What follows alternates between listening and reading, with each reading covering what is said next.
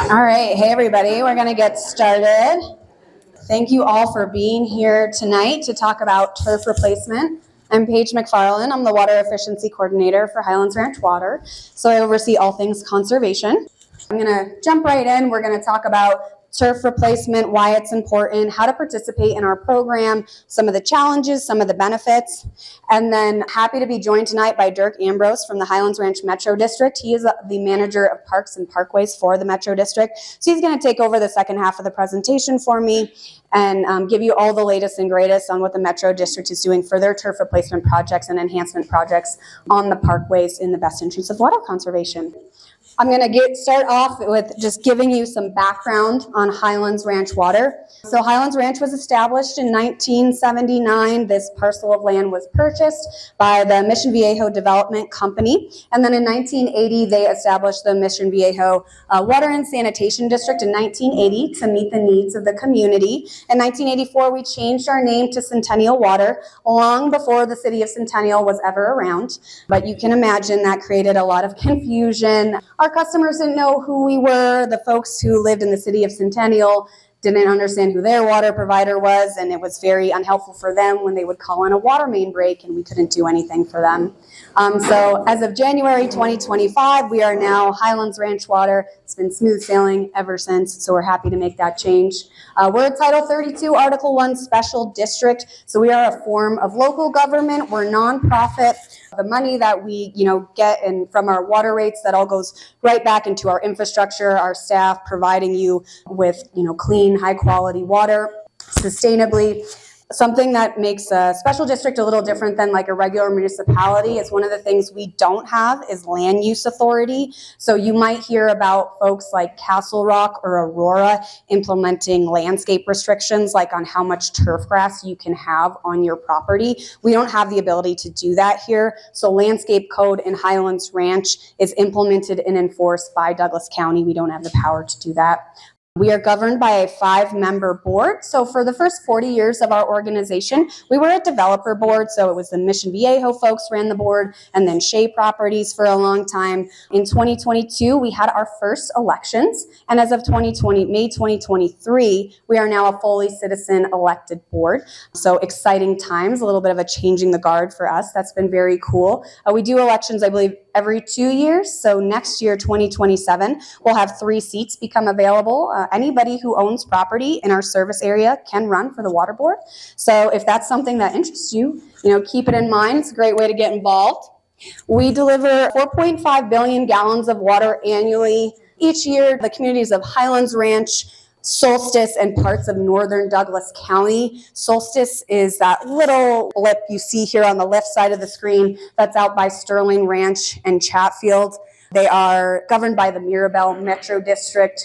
Little fact about Solstice, I know it looks like new development, but it actually was always a part of the original parcel that was purchased. What the development you're seeing there is kind of just the completion of a 40-year plan. So they've always been factored into our water resources plan. It was always going to be developed. That was always going to happen. So yes, we have the water and we feel very secure about it. So no worries there. We are also your wastewater provider. So a lot of folks in the Denver metro area, a lot of water providers use Metro Water Recovery to take care of their wastewater services. We do all of that in-house. So we have 2 separate plants, a surface water treatment plant and a wastewater treatment plant. If you're ever interested in learning more or touring these plants, I encourage you to head to our website. You can now sign up for tours on our website. It's really cool stuff, especially our wastewater treatment facility. We just completed a bunch of upgrades there. It's been a long time coming, a lot of cutting edge stuff happening there. So definitely check that out. And then we just have a couple of what these call wheeling agreements with Castle Pines North and Roxborough Water and Sanitation District.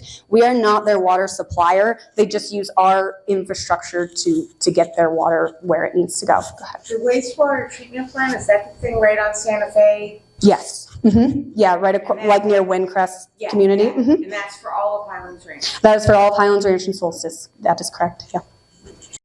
I like to always just frame up the conversation about conservation by telling you a little bit how our community uses water. Denver, Aurora, these big places, they've got a lot of commercial customers, which is different from us. We're a highly residential community. This is from a 5-year water use analysis, 2017 to 2021.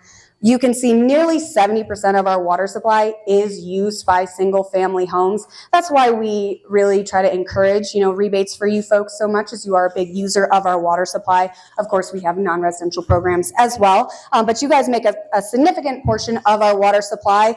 8% commercial users, that's going to be indoor water use. Think businesses, restaurants, hospitals, right? We have 2 hospitals. Those are some of our biggest water users. Our irrigation only users at 12%. So our non-residential customers have separate indoor and outdoor meters. At your house, you just have one meter that measures all your water use.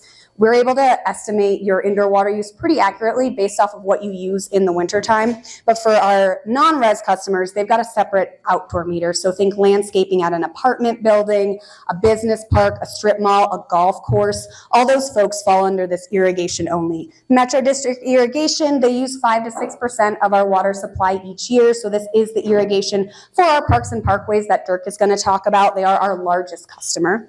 And then multifamily users at 5%. That's just water use by folks indoor at apartment buildings. You might have heard this statistic before. Around 50% of the water used by a single family home in the Front Range goes out on the landscape. So these numbers right here are specific for our community. Again, that's from that 5-year analysis that we did a few years back.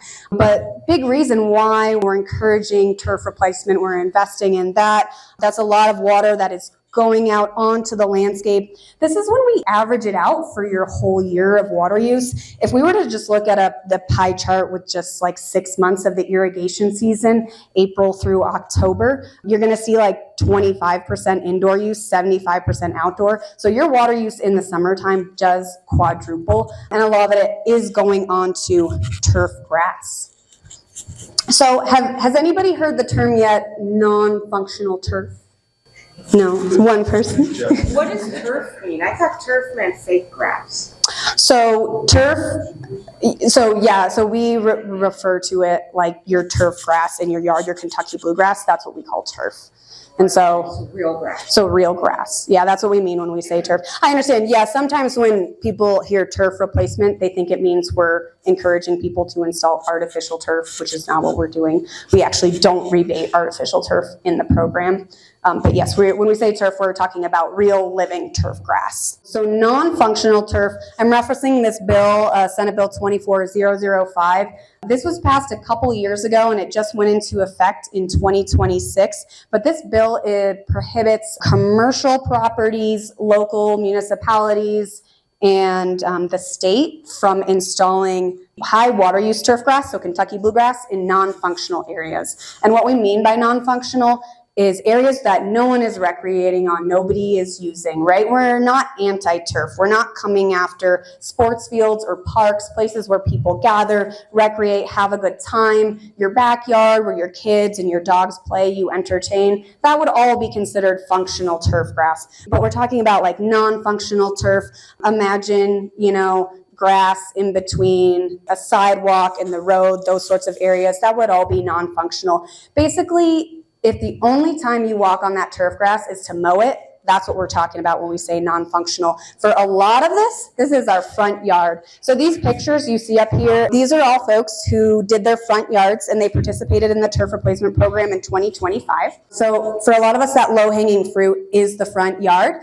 Believe it or not, we've had this rebate available since 2018. So we've had it for a while. Very low participation in the rebate for the first several years. We really didn't see an uptick in participation in this rebate until about 2022. And kind of a few things happened at the same time in like 2021, 2022. First was we finally got a full-time communications team for Highlands Ranch Water, which has been incredible. We now have 2 full-time communications people. It makes such a huge difference. There was also the Colorado River in the news a lot, right? And a lot of that sort of thing happening. And then in July of 2022, we went into stage 1 drought restrictions, which you might remember if you've been here for a while.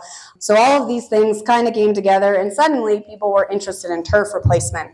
So we had 40 people participate in the program that year, which I know with 30,000 homes in Highlands Ranch. Doesn't sound like much, but for us, it was quadruple the number of people we normally saw in our rebate program, and our board approved a measure to more than double our existing incentive program for water conservation rebates. So that was a great year for us. Participation has remained pretty high since then. Last year, we exhausted funding for turf replacement in July. In 2023, our busiest year, we also exhausted funding in July. But, things happen. Like in 2024, we only had like 20 people do projects, and we still had plenty of funding left over that year. So it depends, as things happen with our water conditions, people tend to get more interested.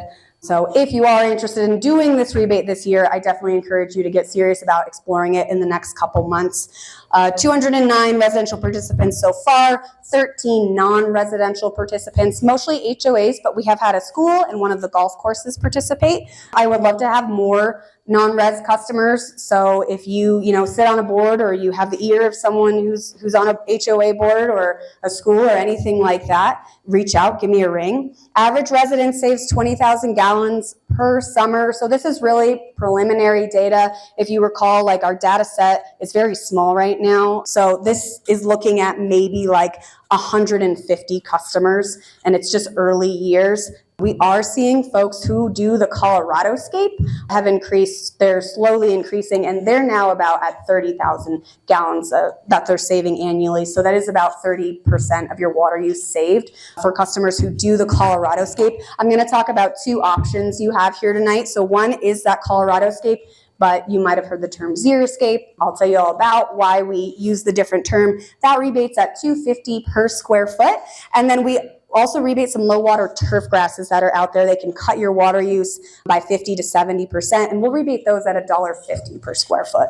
So some of the things you might see if you go on our website and you look at that application, two major things here, these first two bullet points that you're going to need is you're going to have to get HRCA approval if you're doing a ColoradoScape conversion project. So they want to review all of that. You have to go through their review process. So xeriscape, ColoradoScape, they have to approve that.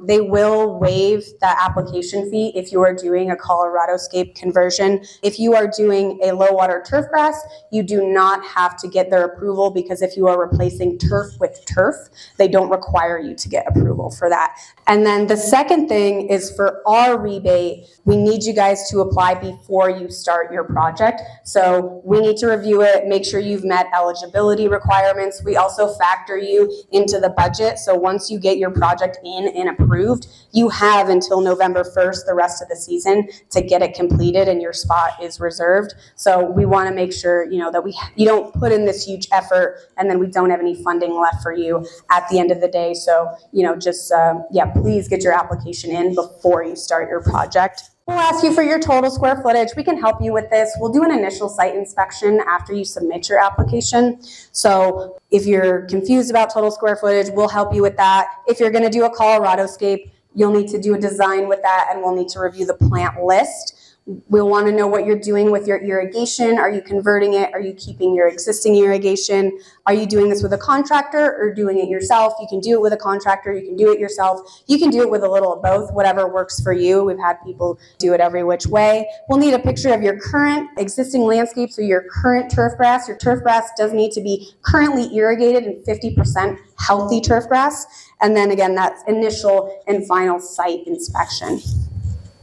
All right, so here we are. What is ColoradoScape? So for a long time, our industry used the term xeriscape, and we kind of wanted to move away collectively as like a conservation community in Colorado from that term. First of all, most people can't say it right. They say xeroscape, and that's not how you say it. And it also brings to mind pictures of rocks, desert plants, not very attractive. It's a term coined by Denver Water back in the 1980s. But today, people were just kind of getting the wrong impression of it. So ColoradoScape, that term was created by Castle Rock Water. And then over the past few years, the rest of us around, Denver Water uses it now, Aurora Water, everybody's kind of transitioned over to using that term ColoradoScape. It's using either native or regionally adapted plants. It's really about embracing our natural environment here in Colorado, things that look attractive, things that support pollinators. This was a front yard that was done. I think this is 3 years after they've installed that. So it's looking pretty nice and bright. This is what we don't want. So here on the left, this is a picture in Denver. This is not in Highlands Ranch, but this was formerly turf grass, and folks put rocks in here. This is actually illegal to do in Denver. You can see on the edge of the picture here, there's a tree stump. You cannot in Denver in a right-of-way put any type of rock where there is a tree in there. So rocks increase heat island effect, right? They have a warming effect. We don't want that. So will this landscape, either of these landscapes, will they conserve water? Yes, they will. But we want our turf replacement projects to go above and beyond. This is going to increase heat. It doesn't have any, not good variety of plant material, so it's not going to support any pollinators. There's also going to be weeds that come up in these rocks. And when landscapers see weeds and rocks, they spray them. So it's going to increase pesticides in our community. I am not anti-pesticide. I was a horticulturist for a long time. I think there's a time and a place, but we absolutely need to be trying to reduce that use of pesticides as much as possible. This picture on the right was actually something that we rebated in the early years of the program that we have moved away from. There's some plant material in here, and the plant material is immature in this picture. It will get bigger, but it's just not enough. We have a 75% plant coverage requirement for ColoradoScape. That's at mature size, so we know when you first put it in, it's going to look pretty sparsely planted. But by the time it reached maturity, we want to see more plant material in there. We don't want to see just a bunch of rocks and that sort of thing. So we've moved away from that, and that's why we're moving away from that term xeriscape. That's what most people, tend to think of. When you're designing or if you're working with a contractor, some things to keep in mind: hydrozoning. That's like one of the most important things. And really what that just means is you want all the plant material on a single irrigation zone to be the same water requirement.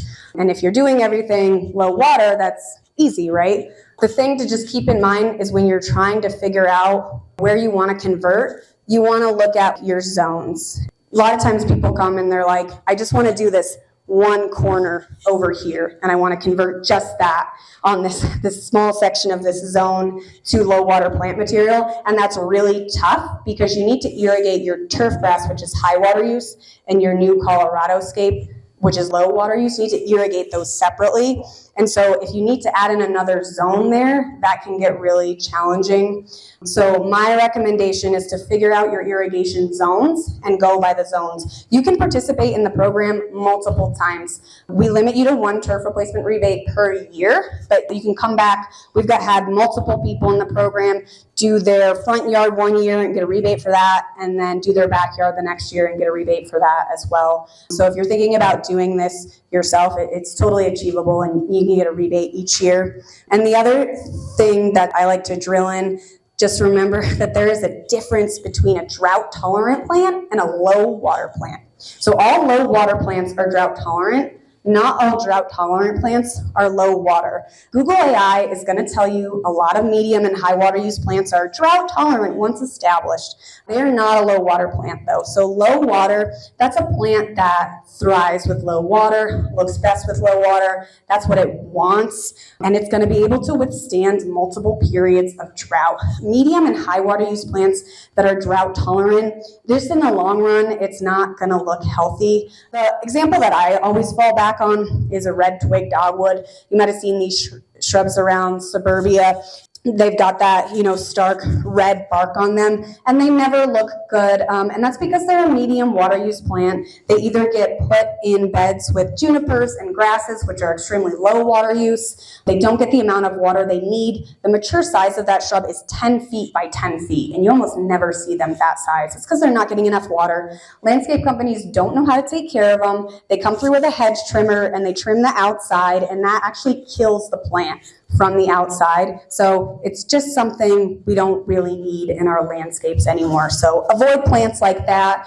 We have a new plant finder that me and our communications team work together to create. There's a ton of information on there. There are so many fantastic low water shrubs that you can put in your landscape besides, this red twig dogwood and some of these other things we see time and time again. So we have a little pamphlet in the back. I definitely encourage you to check that out.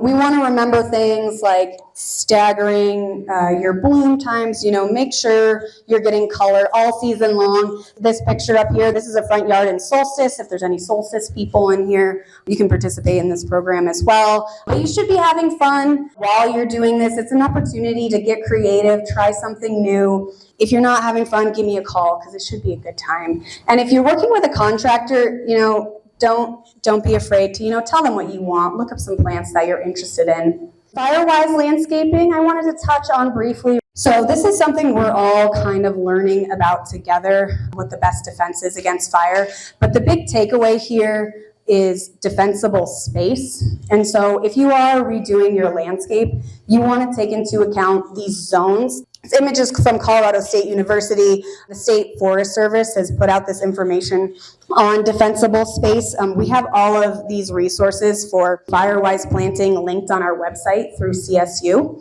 So again, wealth of information on the website, but that zone 1, so 0 to 5 feet from your house, you really want that to be not flammable at all. Some kind of rock cobble, something like that. You don't want bark mulch up against your house. You definitely don't want a juniper or rabbit brush up against your house. If you have junipers within 30 feet of your house right now, forget about everything else and just get those junipers off your property. They're a major fire hazard.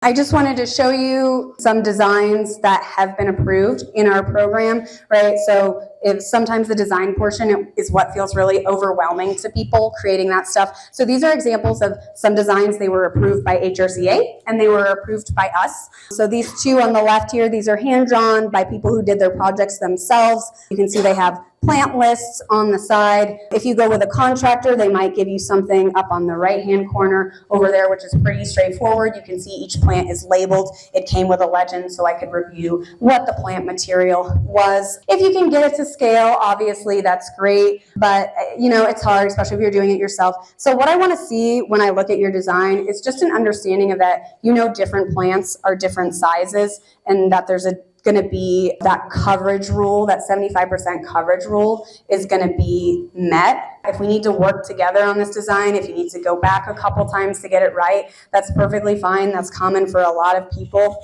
Don't let it discourage you from trying something new.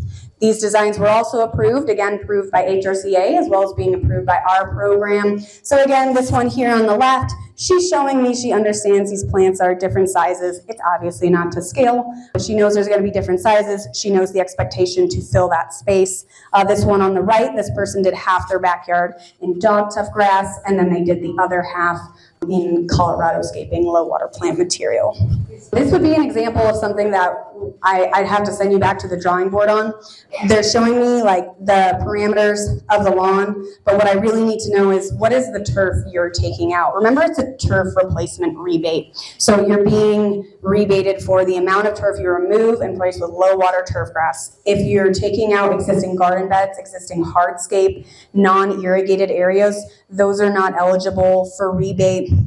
Keep that in mind. Something we created last year to help lessen the burden of this design portion is there are some templates on the website up there now that I created. They're for all different yard sizes. You'll notice that these gardens are planted to 100% capacity. You don't have to plant your garden to 100% capacity. We just require that 75%. So if this looks overwhelming, that's okay. It doesn't have to be. This is my gardening style. I like a kind of chaotic cottage looking garden.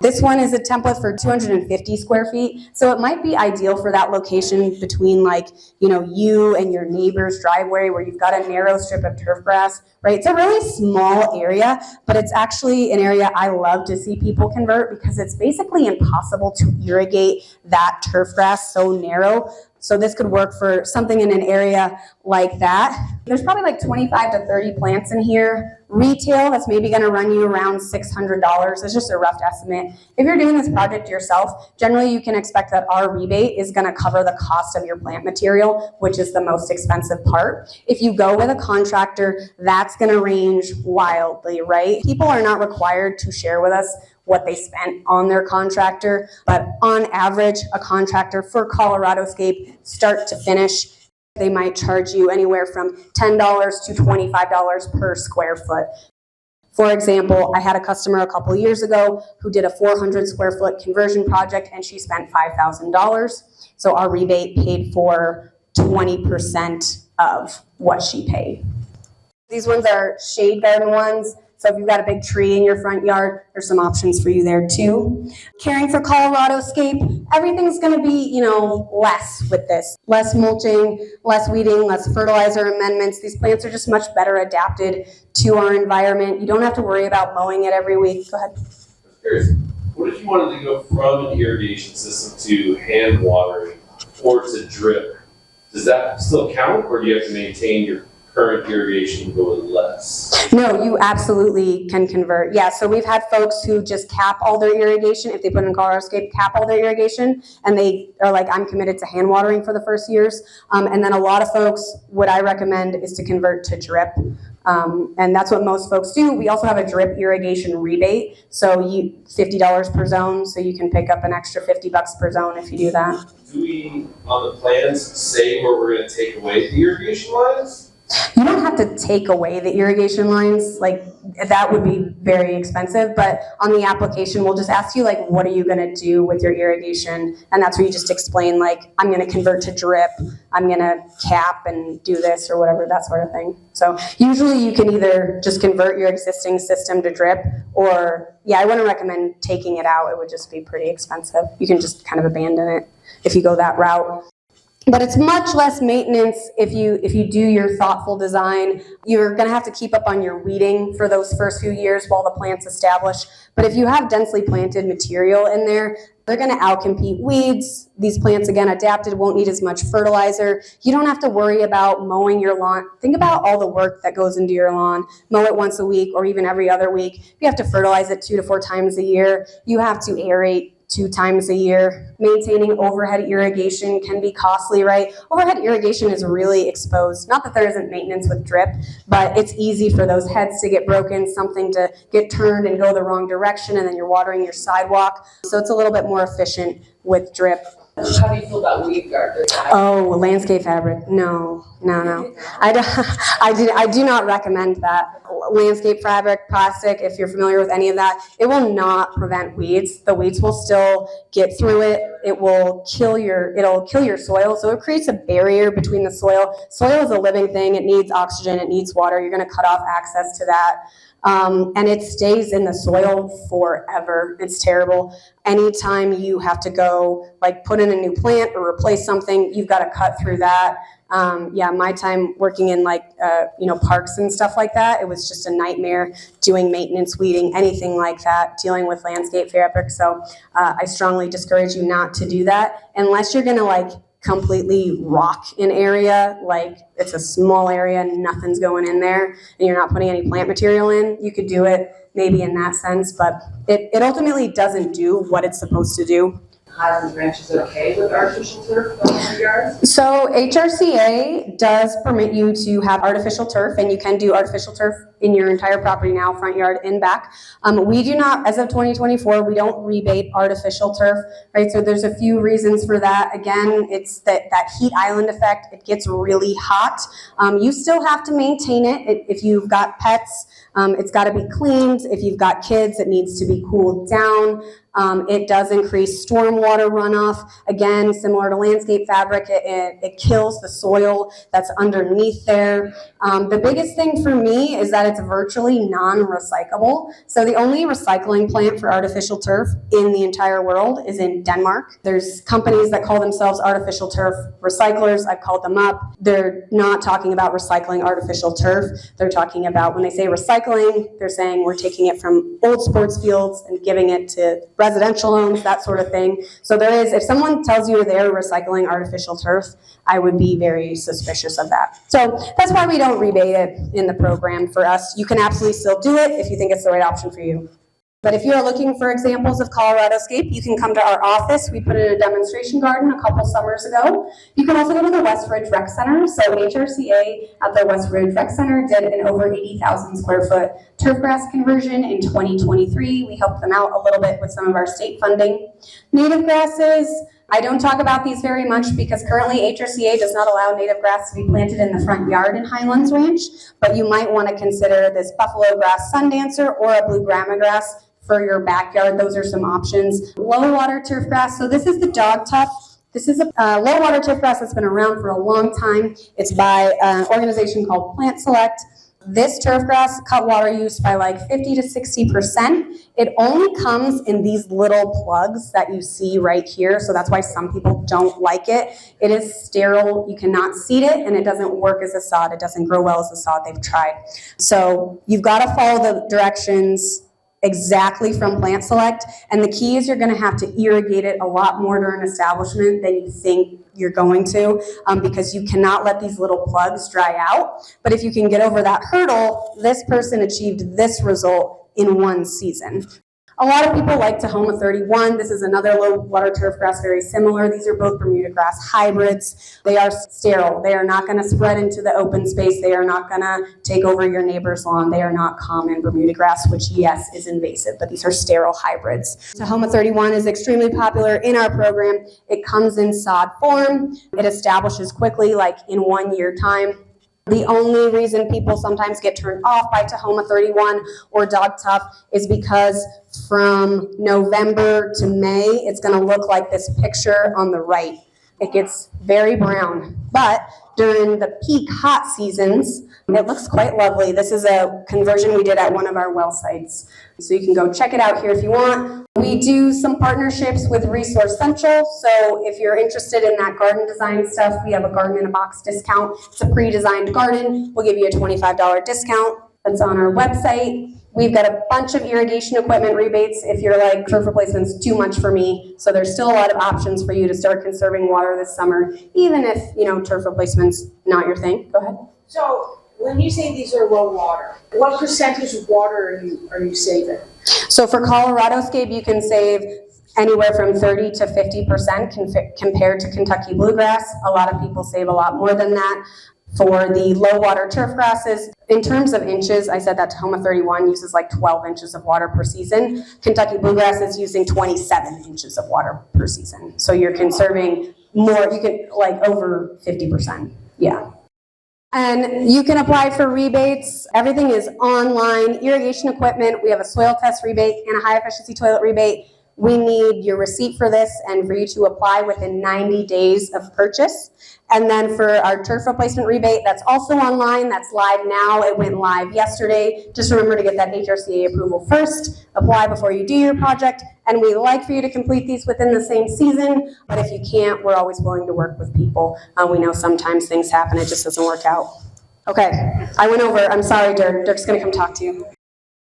Okay, I'm Dirk Ambrose. As Paige mentioned, I work for the Highlands Ranch Metro District, and we maintain the majority of the parkways, so the roadside landscape in Highlands Ranch, as well as all the parks in, the majority of the parks in our system, at least my teams. We do other things too, open space, etc.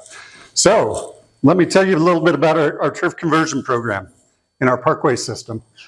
First of all, our parkway system has about 285 acres of bluegrass or other types of water-thirsty turf.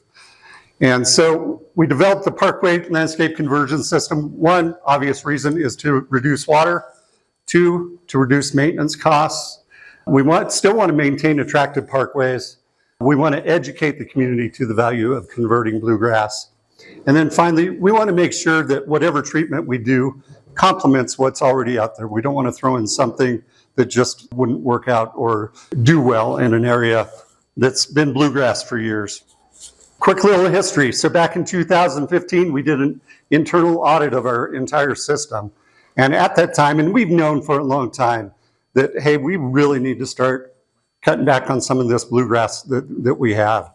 And so we teamed up with Highlands Ranch Water. We hired a consultant, and it was a whole summer long. They studied our landscape in 2018, came back with some recommendations. So we presented it to our board. They were perfectly fine with it in 2019. And then in 2020 is when we actually went out and installed some demonstration sites. We did that in 2020 so people could actually see what we were doing and then share their feedback.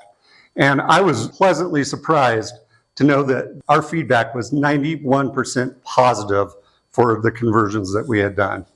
So we moved forward with the program in 2022, and to date, we've converted 13 areas over about 240,000 square feet. So let me tell you a little bit about the conversions. As I mentioned, back in 2020, we did some demonstration sites. This was one of them.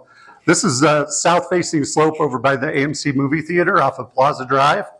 We converted that to a native type of blend. As Paige mentioned, we have a 27-inch water budget, so that's an annual water budget for bluegrass. And the blend that we converted it to, the native grass that you see in the picture, uses about 10 inches of water per year. So we've reduced our mowings from 26 times a year down to 2 or 3 times a year. And then there's always a cost to something, right? So this application, and this is generally speaking, is about $1.40, $1.50 per square foot to install. And the return on investment is about 6 to 7 years that you'll see in water savings and maintenance costs. A similar type of application, if you see it in the background, it's just a different type of native seed mix. We call it our alternative seed mix. Just a little bit different blend. It does use a little bit more water from the native. So we're talking about 15 inches per year, but still quite a bit less than 27 inches per year that we do with the bluegrass. Seeing the same savings with mowing, cutting back on mowing, and similar costs to install. And then finally, the third type of conversion, we called our cobblestone conversion. This is specifically designed for narrow areas. You see these a lot along Highlands Ranch Parkway. Quebec is another street where there's just not much room, 5 or 6 feet between fence and sidewalk. And obviously it's not real conducive just to throw in some tall native grass. So we came up with this cobblestone approach. We added some water-friendly plant material and mixed it up with mulch. I want you to remember that picture because it's evolved a little bit. Paige talked about the Tahoma 31 sod. We've gradually been incorporating this more and more into our conversions. Great water savings. What's awesome is you mow it 3 or 4 times a year. It just does not get that tall. It costs about twice as much, and this is from last year, it costs about twice as much if you were to go out and purchase bluegrass and install. So it does cost more up front, but hopefully over time you'll save a lot more money in water and maintenance. Some locations, if you wanted to see this in place out in our system, Children's Hospital. We maintain the landscape along Plaza Drive by the street. It's all south-facing slope, and it's looked miserable for years. We swapped out the bluegrass that was dying and not doing well and replaced it with Tahoma 31. Another landmark is behind Torchy's Tacos over off of Kendrick Castillo. Again, from the street to the sidewalk, that's all been swapped out with Tahoma 31. And as Paige mentioned, this is a warm season grass. It's a Bermuda grass. So in those shoulder seasons, it's going to go to bed early in the fall, and it's going to wake up late in the spring compared to bluegrass. So you're going to have to tolerate maybe that brown or white looking turf just a little bit longer in those seasons. So what about that buffalo grass sundancer compared to this? Sure, good question about buffalo grass. Buffalo grass has similar features, another warm season grass. This seems to have a lot more coverage than my experience with buffalo grass.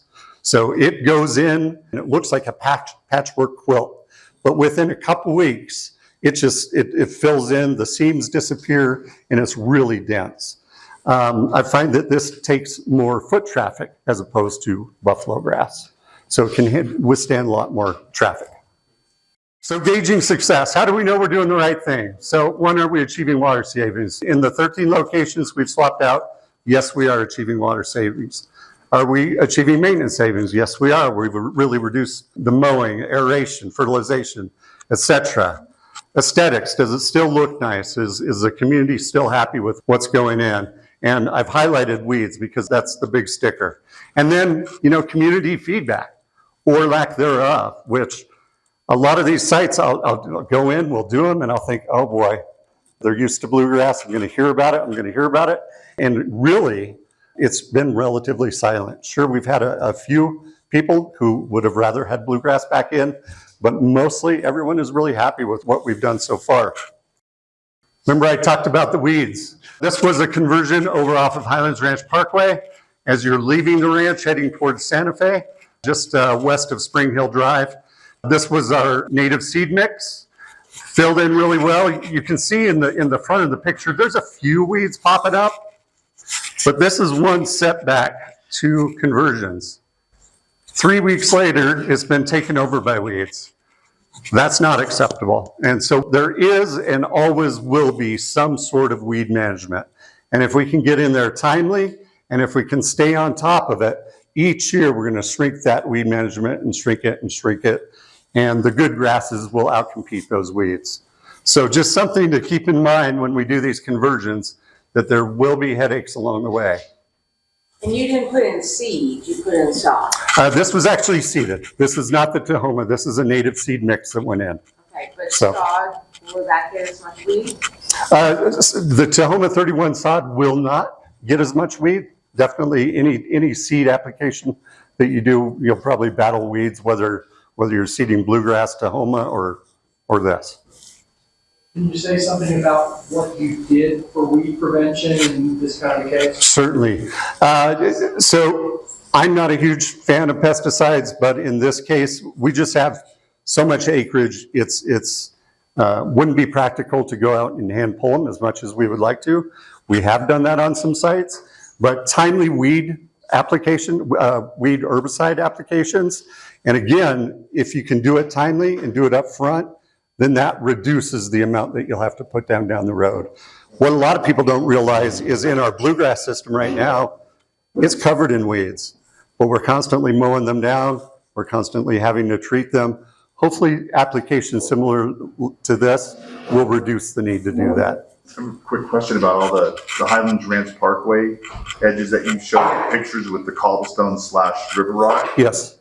What kind of heat signature is that? When you guys are putting that stuff in, you had mulch, trucks loads of mulch on it. That's great. Certainly. And plants. Certainly. Then you put all that really expensive, that's expensive stuff. It is expensive. Cobblestone is expensive. The question is, are we adding to the heat in the environment? In those particular areas, yes, we are. But also we're adding plants in a lot of those areas. So as they mature, it should help cool that down. What is the difference between like cobblestones and concrete? They both generate heat, both cobblestone and concrete. I would guess that concrete is the hottest simply because there's no airspace whatsoever. It's solid. So I mentioned the program's evolving. I showed you the first 3 demonstration sites that we did. This was over near, it's called the Chalet Townhomes. This is Metro District landscape that faces Broadway. It's over by South Park Road. And we've really tried to change things up a little bit. Here you can see we've added some cobblestone, we've added some boulders. That little half moon of turf down the way is that Tahoma 31 Bermuda grass sod. And then we've added other ornamental plants and quite a bit of wood mulch. Is that the area that was a bunch of trees were taken out in the tornado? Yeah, and it was kind of a win-win because it was some of our oldest landscape in the community. So we were able to go in and refurbish it, and we did replace a lot of those trees.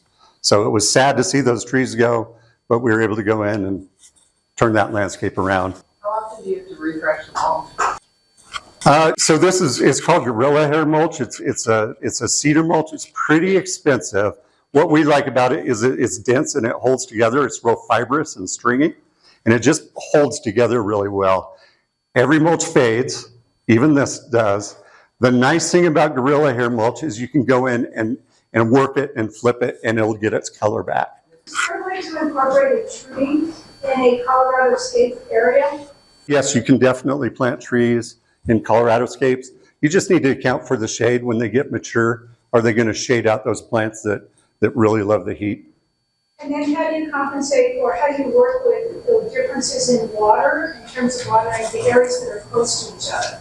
Great question. Whenever we go in and we overhaul a landscape like this one, we zone it separately. So we can give Tahoma 31 different water than we would an ornamental grass. How do we pay you for all of this? Is this our taxes or is this the HOA? No, this is not the HOA. This is the Metro District. We have a lot of different funding mechanisms. Probably the biggest one is your property taxes. Oh, okay. Yep. And if you want to tip me afterwards. This is one of our conversions that we did last year that turned out to be really successful. This is Veniford Ranch Road. This is north and southbound facing. So Veniford Ranch Road over off of Highlands Ranch Parkway. If you're familiar at all with the area, Tepfer Park, or you may know it as Topher Park, but it's pronounced Tepfer Park, is right down the way. So this picture is pretty telling because it took us a lot of water to get it looking like that. And it would look like this year after year. In the years it did look good, we were either getting really good supplemental moisture or we were overwatering it to make it look good.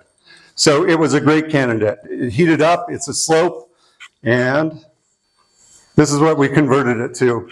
So this was installed in August, September of last year. So late in the growing season. This is all native grass in the backdrop. And then there's a half moon of Tahoma grass.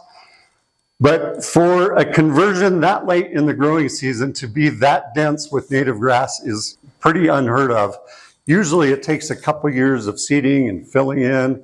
This is one of those slopes that did get overtaken with weeds, and we literally got out. There was a team of 8 or 10. I went out and joined our crew. We hauled off 33 bags of weeds. So we just pulled them by hand. We got the weeds out of the way. Once we got the weeds out of the way, the native grass started to take off. And this is Highlands Ranch Parkway, again on the west end. And this is where I was talking about, where we alternated wood mulch with cobblestone. We've added some boulders into the landscape to give it a little bit more texture in the wintertime. Obviously, the costs go up when you start to do this, but we think it's important to the community to try to keep it looking nice all year round. The only place I can think of where we've gone in and just totally cobbled the whole thing is the Quebec median, if you're familiar with that. We wanted to put some plants in there. We put trees, we put some perennials, but we wanted to keep the maintenance down because it's so dangerous in the middle of that median.